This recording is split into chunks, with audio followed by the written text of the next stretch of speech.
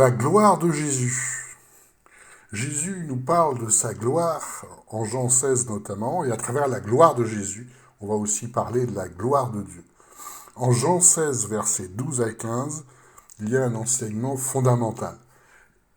Jésus commence par « J'ai encore beaucoup de choses à vous dire, mais vous ne pouvez pas les porter maintenant. » Première partie, deuxième partie. Mais quand celui-là sera venu, l'esprit de vérité, il vous conduira dans la vérité. Deuxième partie. Car il ne parlera pas de son chef, mais il dira tout ce qu'il aura entendu et il vous annoncera les choses à venir. Et la troisième partie, c'est lui qui me glorifiera, donc la gloire de Jésus, parce qu'il prendra de ce qui est à moi et vous l'annoncera, tout ce que le Père a est à moi. Et on finit par la gloire de Dieu à travers Jésus. Donc on va voir ces trois parties, tellement cet enseignement est fondamental. Jésus commence par « J'ai encore beaucoup de choses à vous dire, mais vous ne pouvez pas les porter maintenant. » Ça veut dire que Jésus, en fait, explique qu'une partie de son enseignement n'est pas dans les évangiles, mais se fera par l'Esprit. Et c'est exactement ce qu'on voit dans le Nouveau Testament. C'est pour ça que le plus grand auteur en volume du Nouveau Testament est en fait Paul. Pourquoi ? Parce que Paul n'a pas connu Jésus, mais a été touché par l'Esprit.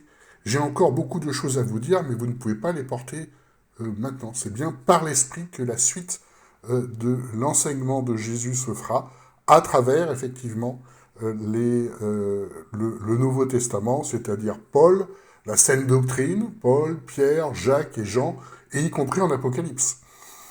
Pour ça que Paul nous dit en 1 Corinthiens 2,4 « Et ma parole et ma prédication n'ont pas consisté en un discours persuasif de la sagesse, mais dans une démonstration d'esprit, de puissance. » C'est bien par l'esprit que Paul enseigne selon la volonté de Jésus, et c'est ce qu'on retrouve dans l'ensemble du Nouveau Testament. C'est pourquoi tout ce que nous faisons en termes de formation, c'est à la fois l'évangile, l'évangile de Jésus, mais également l'ensemble du Nouveau Testament. C'est l'ensemble de la saine doctrine est constitué de tout ce que vous voyez dans le Nouveau Testament. La deuxième partie, l'esprit de vérité.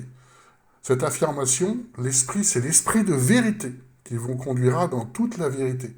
Pourquoi ? Parce qu'on est dans un temps de mensonge. C'est dit en 2 Timothée 3,4. En effet, un temps viendra où les hommes ne supporteront pas la saine doctrine. Voilà, encore la saine doctrine. Au contraire, ayant à démangeaison d'entendre des choses agréables, ils se donneront une foule d'enseignants conformes à leurs propres désirs. Ils détourneront l'oreille de la vérité et se tourneront vers des fables. Donc, Jésus affirme que le premier rôle de l'esprit, c'est la vérité. Peu importe les manifestations d'esprit. Si ça n'est pas dans la vérité, par exemple, parler en langue, c'est tout à fait secondaire par rapport à l'esprit de vérité. Pourquoi ? Parce que le parler en langue tel qu'il est fait en Église est en fait fait à l'encontre des enseignements de Paul, qui nous dit bien « je préfère une parole intelligible faite par mon intelligence que 10 000 paroles en langue ». Une parole que tout le monde peut comprendre, en fait, dans ce sens-là, bien sûr que c'est inspiré également. Donc, si la doctrine enseignée n'est pas exactement la saine doctrine, peu importe les manifestations, d'abord, l'esprit est un esprit de vérité. Et c'est bien ce qu'on voit actuellement. Sur YouTube, vous pouvez écouter des milliers d'enseignements qui finissent, en fait, à peu près tous, par s'écarter de la saine doctrine. Enfin, c'est ce que nous explique Paul, à travers Timothée. Ils se donneront une foule d'enseignants conformes à leurs propres désirs. Ils détourneront l'oreille de la vérité et se tourneront vers les fables. Donc, la première caractéristique de l'esprit, ce que donne l'esprit de Dieu, c'est la vérité. C'est-à-dire, ça permet de reconnaître la saine doctrine dans toutes les variantes qui sont enseignées. Si quelqu'un ne reconnaît pas la saine doctrine, dans toutes les variantes qui sont enseignées, en fait, il n'y a pas vraiment d'œuvre de l'esprit en lui. Et on l'a dans l'église de disciples, on a des dizaines de milliers de personnes qui utilisent nos formations, et il faut dire les choses, un grand nombre de pasteurs également, mais seul un tout petit nombre ira jusqu'au bout. Et encore un plus petit nombre va garder la saine doctrine et la transmettre et porter du fruit. L'esprit de vérité est la base de l'œuvre de Jésus.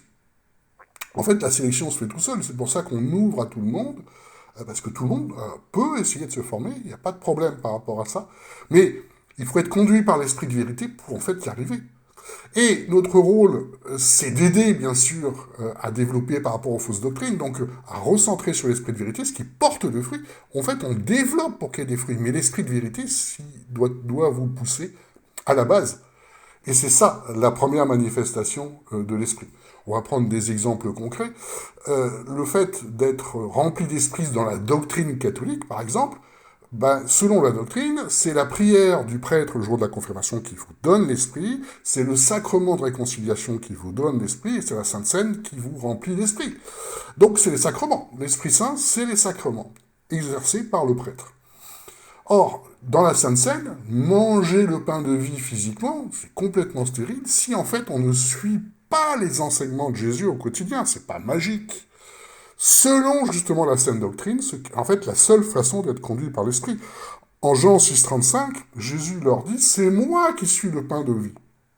Celui qui vient à moi n'aura jamais faim, et celui qui croit en moi n'aura jamais soif. » C'est par ce qu'il est, par son exemple, par son modèle, par son enseignement que nous sommes remplis d'esprit. C'est le seul vrai enseignement qu'on trouve dans le Nouveau Testament sur le fait d'être rempli d'esprit. Ça ne dépend pas de notre façon de prier, de notre façon de faire des louanges, de notre façon, ça dépend de l'imitation du Christ. Même chose, quand il enseigne sur la prière, en disant « Donne-nous ce jour notre pain quotidien », c'est tous les jours, on a besoin du pain, mais pas réellement du pain physique, puisqu'il est dit un peu plus loin que ce n'est pas ce que nous demandons en fait, puisque les païens demandent le pain, les vêtements, mais ce n'est pas ce que nous demandons. Nous en fait, nous cherchons le royaume de Dieu, et notre pain quotidien, c'est cet enseignement que nous donne Jésus, c'est cette conduite par l'Esprit.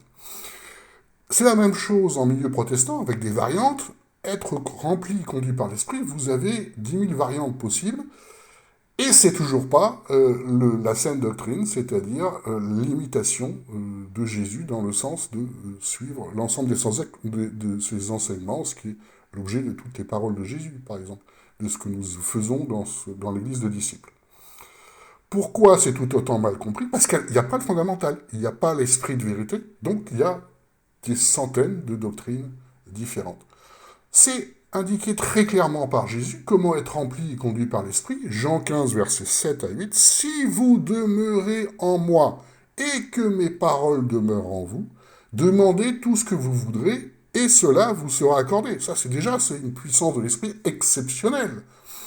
Et ça continue, en ceci mon Père est glorifié, que vous portiez beaucoup de fruits et vous deviendrez mes disciples. Ça, c'est la base que vous retrouvez partout dans les églises de disciples. Donc, demandez tout ce que vous voudrez et cela vous sera accordé. Voilà la puissance de l'Esprit. C'est quand même extraordinaire, cette puissance-là, cette autorité spirituelle-là. Et comment on fait? Jésus nous le dit.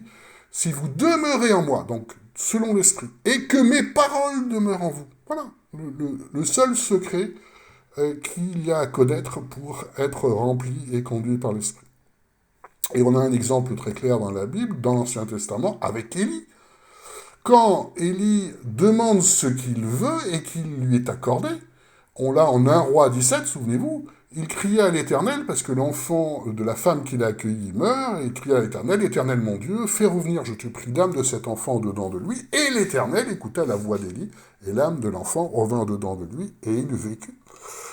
Mais il faut bien voir l'ensemble du contexte, c'est parce que Élie suit la volonté de Dieu, et on voit un peu plus en avant, on a Roi 17, versets 6 à 9, qu'il est corbeau qui lui apporte du pain et de la viande. Et le soir, le matin et le soir, et au bout de quelque temps, le torrent dans lequel il est sèche, et les paroles de l'Éternel furent adressées, « Lève-toi et va-t'en à Serapta, et voilà, j'ai chargé une femme veuve de te nourrir. » Donc, Élie suit le plan de Dieu, qui n'a rien à voir avec une logique humaine. C'est fou, cette histoire de corbeau, de torrent qui s'assèche, Dieu l'emmène vers une femme. Rien n'est selon une logique humaine, et c'est ça qui montre la puissance de Dieu, le fait qu'Élie était conduit par l'Esprit, qui est effectivement la gloire de Dieu. Et là, il peut demander, effectivement, parce qu'à la base, c'est l'obéissance. Donc, quand, dans l'enseignement de Jean 16, versets 12 à 15, l'Esprit glorifie Jésus, parce que Jésus nous dit « c'est lui qui me glorifia ». Pourquoi? Parce que Jésus glorifie Dieu en faisant sa volonté. comme Élie, si on veut. Et en étant à son image, beaucoup plus donc qu'Élie. Et Jésus ne fait rien comme les hommes le font. C'est pour ça qu'en Matthieu 5,16, quand il nous est dit que votre lumière luise ainsi devant les hommes, afin qu'ils voient vos bonnes œuvres et qu'ils glorifient votre Père, voilà la gloire de Dieu. C'est-à-dire pas comme les hommes le font, de façon extraordinaire. Pas en faisant, par exemple, la charité telle que les athées le font. Non, non, on doit voir Dieu à travers vous. Parce qu'on voit à travers vous Jésus, donc on voit Dieu. Voilà la gloire de Dieu et la gloire de Jésus. Parce que dans le sens exact du Nouveau Testament, glorifié, c'est-à-dire doxasso en grec, c'est dans le sens on attribue la cause et on fait la volonté d'eux. C'est un sens différent en fait de glorifier tel qu'on l'entend au jour d'aujourd'hui. Exemple très simple, en Marc 2, versets 11 à 12, quand Jésus dit au paralytique, lève-toi, prends ton lit et va dans ta maison. Et donc il se lève et ayant pris son lit, il sortit en présence de tous, le paralytique, de sorte qu'ils étaient tous dans l'étonnement et glorifiaient Dieu, vous voyez, disant, jamais nous n'avons vu chose pareille. Et c'est voilà pourquoi l'Esprit glorifie Jésus. Parce qu'il prendra de ce qui est à moi, il vous l'annoncera, tout ce que le Père est à moi. Il y a une autre articulation autour de la glorification, doxasso, en Jean 13, avec l'épisode avec Judas, Jean 13, 31. Donc, quand Judas fut sorti, Jésus dit, maintenant le Fils de l'homme a été glorifié, et Dieu a été glorifié en lui. Si Dieu a été glorifié en lui, Dieu aussi le glorifiera lui-même et le glorifiera bientôt.